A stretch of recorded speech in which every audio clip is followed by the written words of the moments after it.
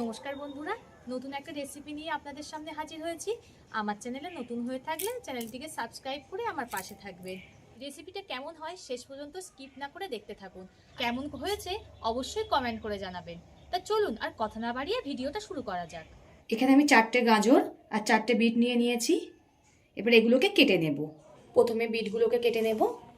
মুখের দুই দিকে দু সাইড কেটে অল্প অল্প করে কেটে নিয়ে তারপরে খোলাগুলো ছাড়িয়ে নিতে হবে।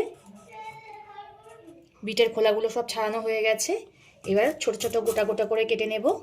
বিট কিন্তু আপনারা ধুয়ে তারপরে কাটবেন। কেটে ধুলে যে বিটের কালারটা নষ্ট হয়ে যায়, উপকারিতাও বেরিয়ে যায়। ছোট ছোট গোটা গোটা করে কেটে দিচ্ছি। আপনারা আপনাদের মতো শেপ দিয়ে নেবেন। ঠিক এইভাবেই সব বিটগুলোকে কেটে নেব। বিটগুলো আমার সব কাটা হয়ে গেছে। এবার গাজরগুলোকেও কেটে নেব একই রকম ভাবে। বিটের মতো একই রকম ভাবে গাজরগুলো কেটে দেব। এই দুই সাইড অল্প অল্প করে বাদ দিয়ে হালকা করে চেঁচে নেব। গাজরের খোলা খুব পাতলা, না চাষলেও কোনো অসুবিধা নেই। একই রকম ভাবে গোটা গোটা করে কেটে নেব। দেখুন একই রকম ভাবে কেটে নিচ্ছি। সব গাজরগুলোকে একই রকম ভাবে কেটে নেব। গাজরগুলোও একই রকম ভাবে কেটে নিয়েছি।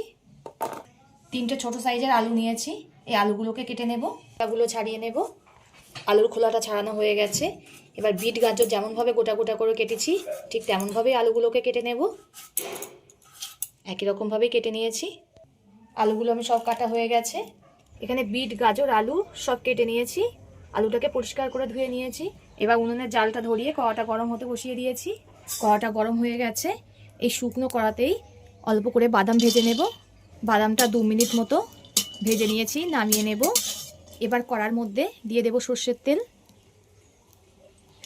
তেলটা গরম হয়ে গেছে। ওই গরম তেলের মধ্যে দিয়ে দেব 5 ফোড়ন। ফোড়ন থেকে সুন্দর একটা মিষ্টি গন্ধ বেরালে কেটে রাখা আলুগুলো দিয়ে দেব। আলুগুলো একটু ভালো করে ভেজে নেব। আলুটা আমার ভাজা হয়ে গেছে। এবার এর মধ্যে দিয়ে দেব বিট আর গাজর দুটো একসঙ্গে দিয়ে দিচ্ছি। এতে দিয়ে দেব অল্প করে লবণ। লবণটা দেওয়ার ফলে বিট আর গাজর খুব তাড়াতাড়ি নরম হয়ে যাবে। সব কিছুকে খুব ভালো করে ভেজে নেব। 10 মিনিট মতো খুব ভালো করে সব কিছু ভেজে নিয়েছি। এবার এতে দিয়ে দেব স্বাদ মতো লবণ।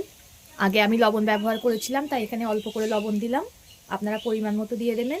দিয়ে দেব হলুদ গুঁড়ো, অল্প করে ধনিয়া গুঁড়ো, অল্প করে জিরে গুঁড়ো, একটা কাঁচা লঙ্কাকে মাঝখান দিয়ে চিড়ে দিয়ে দিলাম।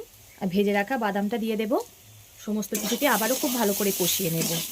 সব আমাদের রান্নাঘরে যে মশলাগুলো থাকে সেই মশলাগুলো দিয়েই হয়ে যায়, এক্সট্রা কিছু লাগে না। কিন্তু খেতে অসাধারণ স্বাদের হয়। রুটি বা ভাতের সঙ্গে এমন একটা রেসিপি থাকলে তো কোনো কথাই নেই। এত সুন্দর লাগবে এটা খেতে। আপনারা একবার হলেও বাড়িতে ট্রাই করবেন। আমার মশলার সঙ্গে সব কিছুই খুব ভালো করে কষানো হয়ে গেছে। এবার এতে পরিমাণ মতো জল দিয়ে দেব। যেহেতু আমি এখানে শুকনো করব তাই অল্প করেই জল দিলাম। এবার ঝোলটাকে ফুটতে দেব। ঝোলটা পুরোটা শুকিয়ে গেছে আর সব কিছুই খুব সুন্দর গলে গেছে। এবার এতে দিয়ে দেব 1 চামচের 1/2 চামচ আখের গুড়। আপনারা চাইলে চিনিও ব্যবহার করতে পারেন। চিনিটা যেহেতু স্বাস্থ্যকর না, তাই আমি এখানে আখের গুড় ব্যবহার করলাম। আখের গুড়টা দিয়ে 1 মিনিট মতো একটু কষিয়ে নেব।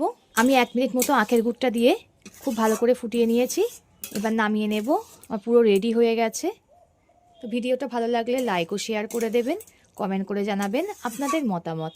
পরবর্তী ভিডিওতে আপনাদের সঙ্গে আবার দেখা হচ্ছে।